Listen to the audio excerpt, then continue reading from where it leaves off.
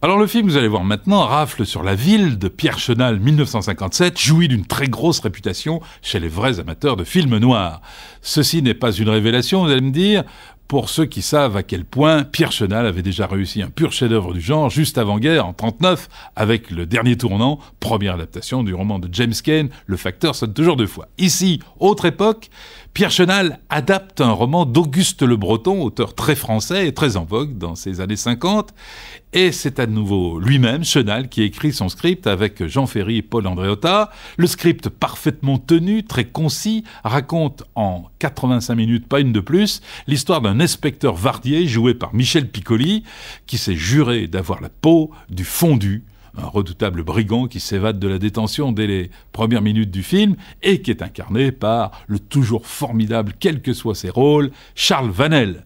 Cela dit, du plus grand au plus petit rôle, tout le monde est bon ici, même dans les arrière-plans de bistrots ou de boîtes de nuit, regardez bien. Et cela est encore à mettre à l'actif de Chenal, évidemment. Marcel Mouloudji dans le rôle du Niçois, Jean Brochard en commissaire à l'ancienne, lunetteux et fumeur de pipe, Bella Darvie dans le rôle de la belle Cricri, aux cheveux courts et au visage un peu animal. C'est un florilège d'acteurs de second rôle qu'on découvre tous ici excellents. De son côté, je suis sûr que Michel Piccoli, qui deviendra immense dans les Claude Sautet du genre Max et les Ferrailleurs plus tard, Piccoli se souviendra toute sa vie des leçons de rigueur apprises ici ou peu après dans La Bête à l'affût du même Chenal, par exemple.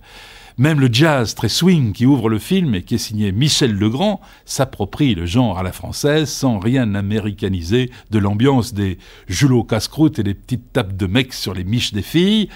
Dans ce cinéma policier des années 50, les films de Chenal sont des petits joyaux d'authenticité méthodique jusqu'à la fin. Une fin déchirante dans le film dont je ne peux rien vous dire, mais dont vous vous souviendrez. Voici le magnifique Rafle sur la ville de Pierre Chenal, 1957.